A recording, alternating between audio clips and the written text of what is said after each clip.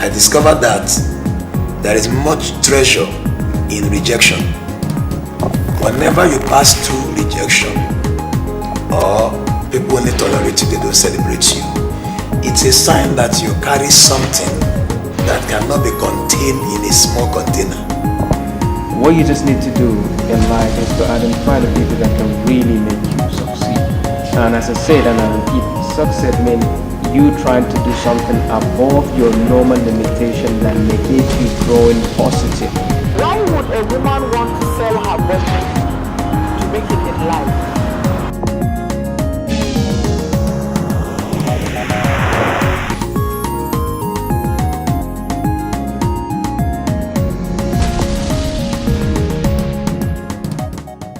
Rising Prime is a motivational and life-transforming program where we interview highly positioned and respected Nigerians to discuss with the viewers their success story, how they got to the level where they are, the challenges they encountered, and how they were able to conquer their challenges in the view of motivating, educating, and enlightening the poor, the vulnerable, and the less privileged Nigerians. Hello, beautiful viewers, and welcome to another tremendous edition of your motivational and life-transforming program, Rising Prime, a program that educates you, a program that encourages you in every ramification of life. Today's edition promises to be tremendous as we have with us here a young lady, an entrepreneur. She's an event manager. She will be discussing with me here Nigerian ladies which way out, prostitution or entrepreneurship.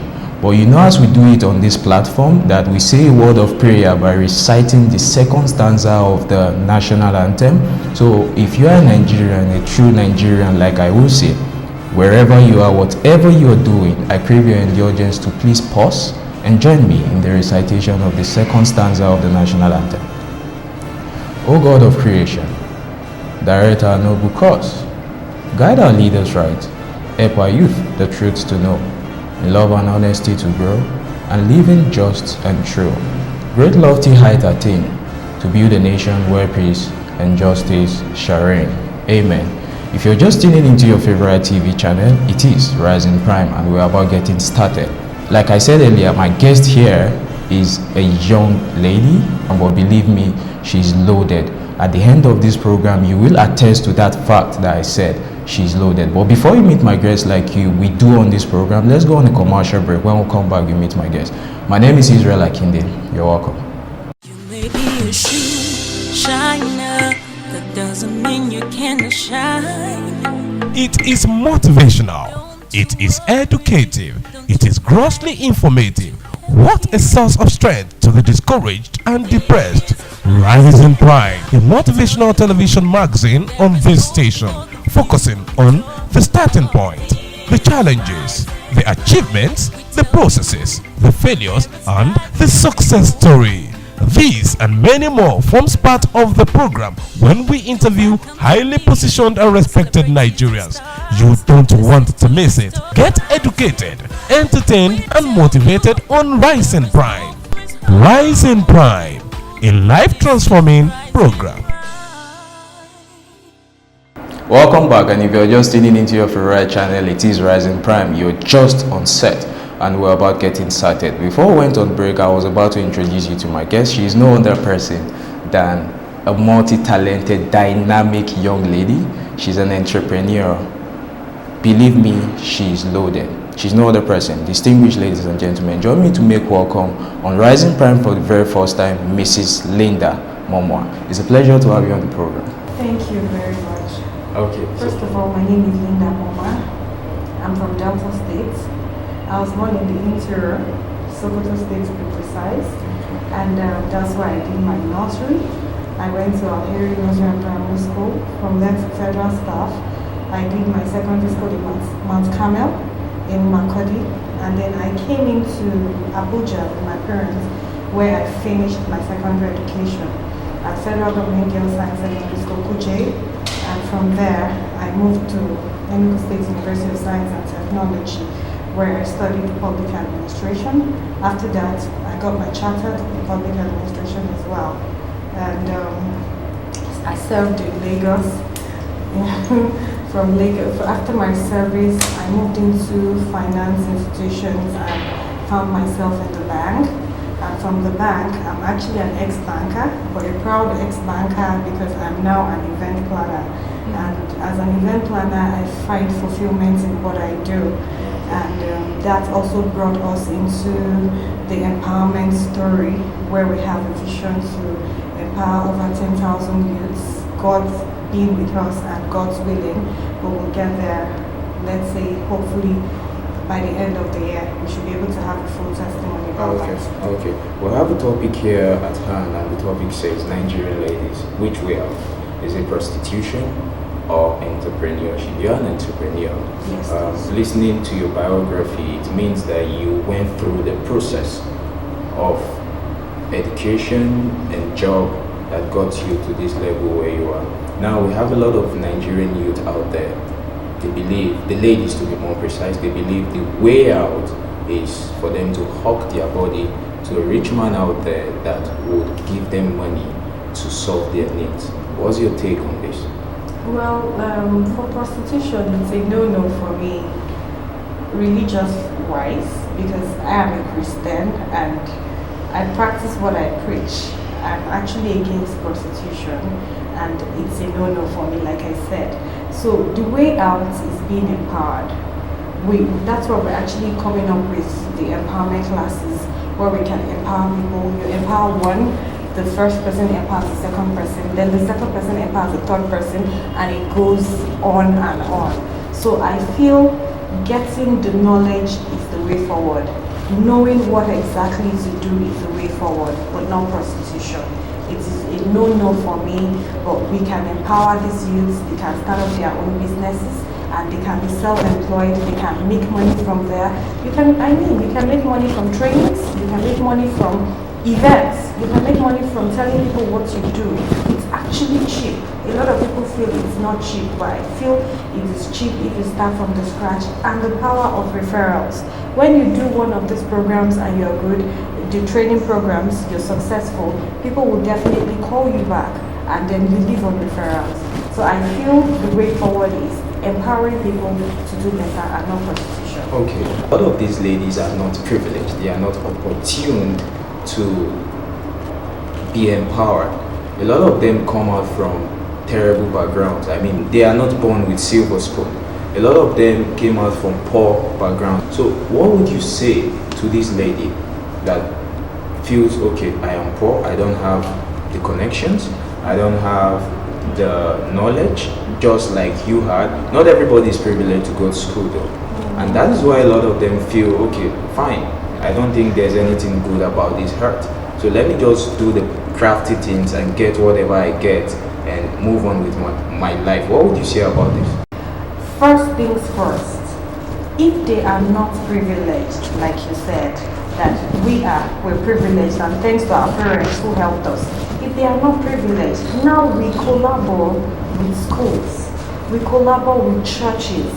There are lots of churches who actually come to us and say, we want to empower our youth. Instead of going into prostitution, instead of going into one or two things, odd things, why don't we train these people at a very, very reduced rate? Trust me, very, very reduced rate. And there's a certificate to back it up. And after that, they go practice it, and we encourage them. It doesn't end at the training. Apart from the training, after the training, we also have a follow-up. We take them through other classes, we encourage them, we give them jobs to do as well. So we give them jobs on the empowerment based on the training they have, and they can now, once we find out that they are good and they can stand on their own, then we let them fly. Okay. Let me cite a scenario. A scenario where there's this young lady in the university that came out from a poor background. Probably they don't have the finance to fund her from the level at which she entered the university to the level where she is right now. And she's good at what she's doing in the school. But you know, in our institutions, you have scenarios like lecturers, harassment, and the rest of it. Now, for those who are privileged to have wealthy parents, their parents could use money to fight for whatever their daughter might be going through in school.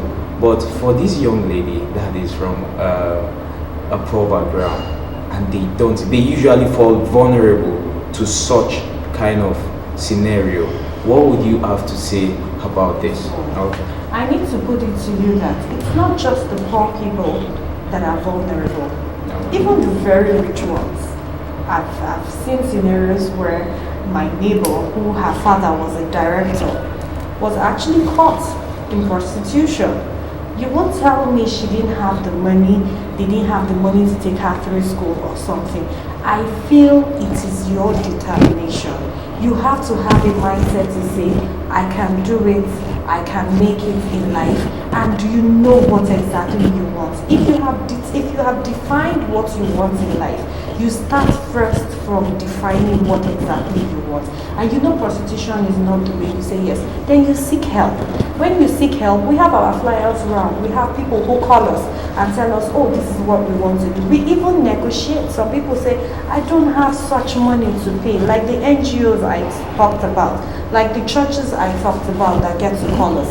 When they tell us things like that, we don't have to build them based on individuals. We make it collective as a group and trade them. So we can be able to help people like that.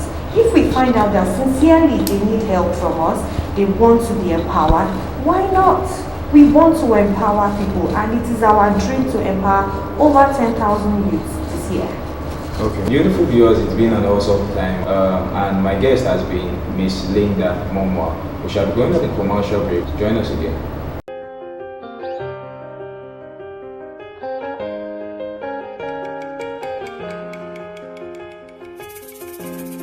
Woke up one Sunday morning,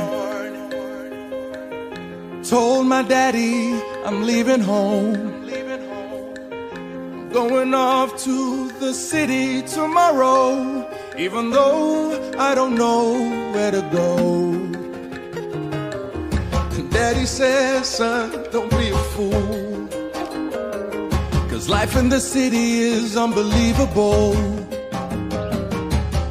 Get broken, no, you're just a little boy, and you may never find your way.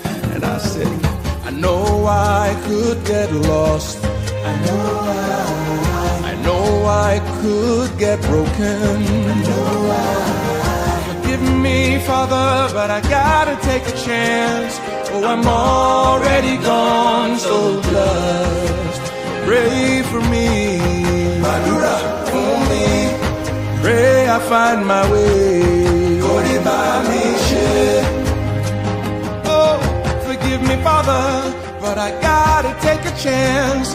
Oh, I'm already gone, so just pray for me. Pray I find my way. Oh, forgive me, Father, but I gotta take a chance. Oh, I'm already gone, so just pray for me.